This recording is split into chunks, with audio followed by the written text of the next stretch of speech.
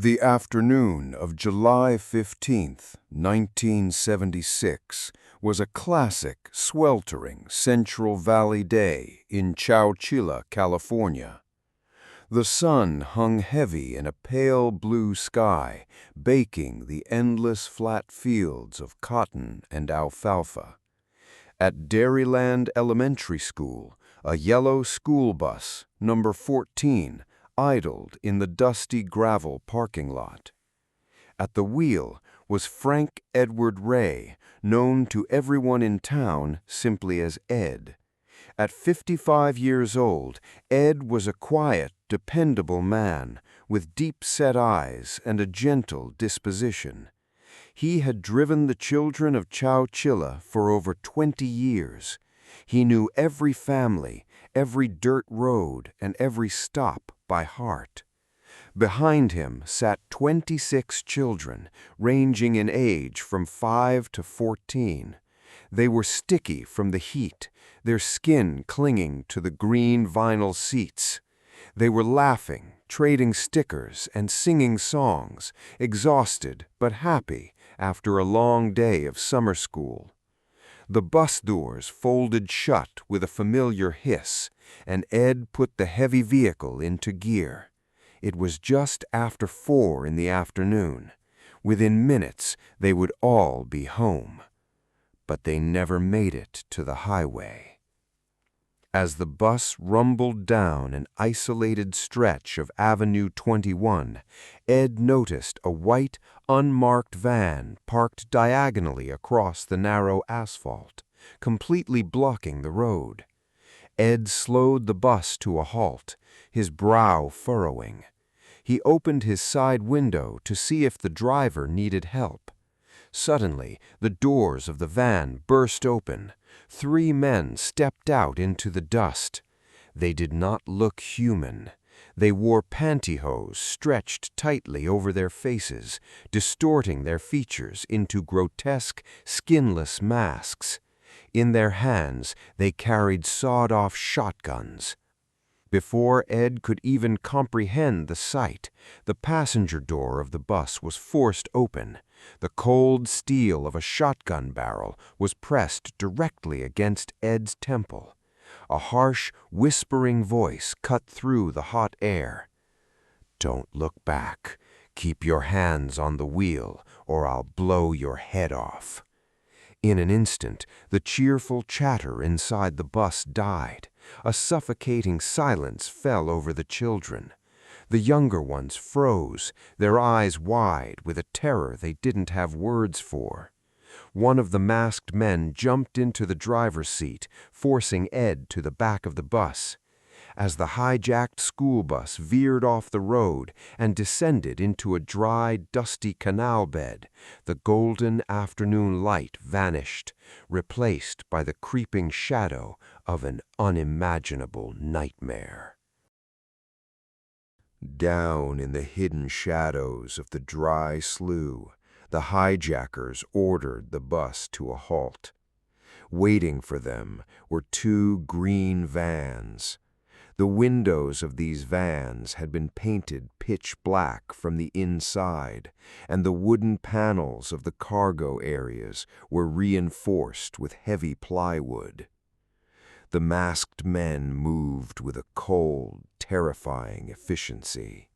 They did not scream, they gave quiet, chilling commands. One by one, Ed and the 26 children were forced off the bus and corralled toward the back of the vans.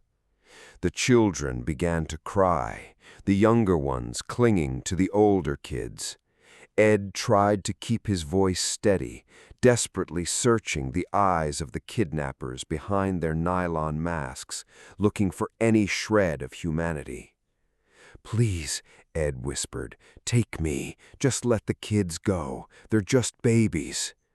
The response was a silent, hard shove into the dark cargo bay of the first van.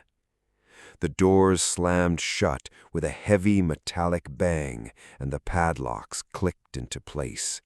Total, suffocating darkness fell over them. Then began a journey into the mouth of hell. For 11 agonizing hours, the two vans drove through the winding roads of California. Inside the cargo holds, the temperature began to soar, climbing past 100 degrees. There was no air conditioning, no ventilation, and no light.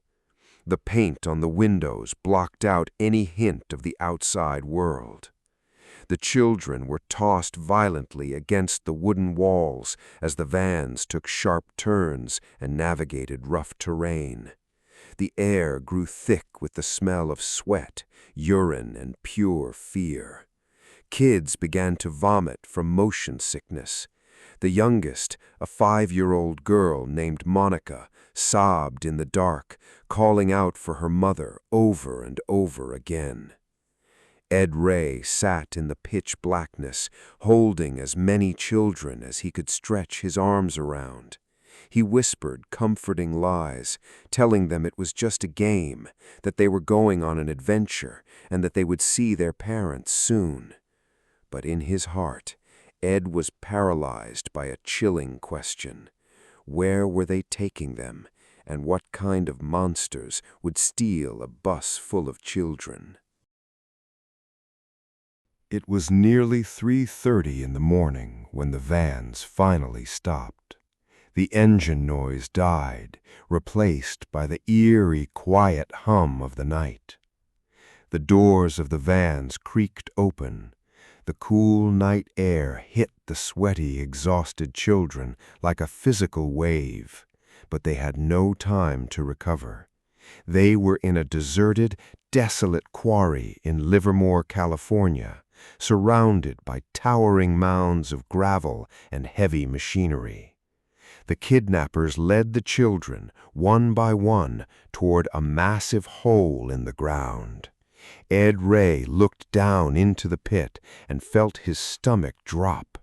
Resting inside the excavated earth was a massive, rusted, white moving truck trailer. It had been buried completely underground, with only a small makeshift wooden hatch protruding from the top. A wooden ladder disappeared into the dark void of the buried truck. The kidnappers were burying them alive. "Go down," the voice commanded, pointing a shotgun at Ed's chest. Ed climbed down the ladder into the belly of the buried trailer.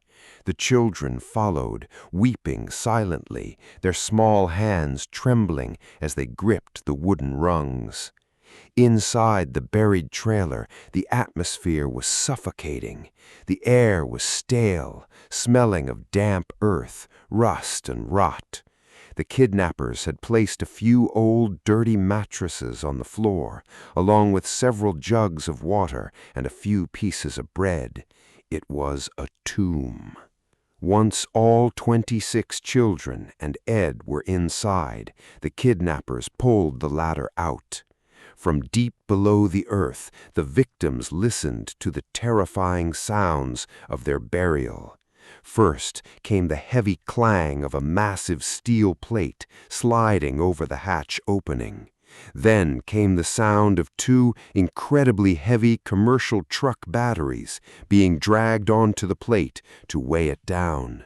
And then came the most horrifying sound of all, the rhythmic, scraping sound of shovels. Shovel, fling, shovel, fling. They could hear the heavy thud of dirt and gravel raining down onto the roof of the trailer above them. With every shovel of earth, the air grew warmer, heavier, and thinner. The realization washed over them in the absolute dark. They were buried deep beneath the earth, and the world had no idea where they were. By midday on July 16th, the buried trailer had become an oven. The temperature soared to over 110 degrees. The plastic water jugs began to collapse from the heat.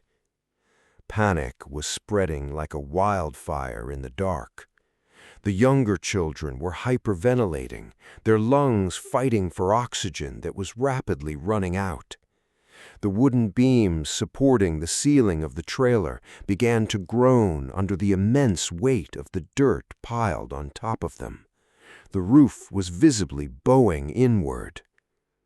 Ed Ray looked around at the pale, sweat-soaked faces of the children.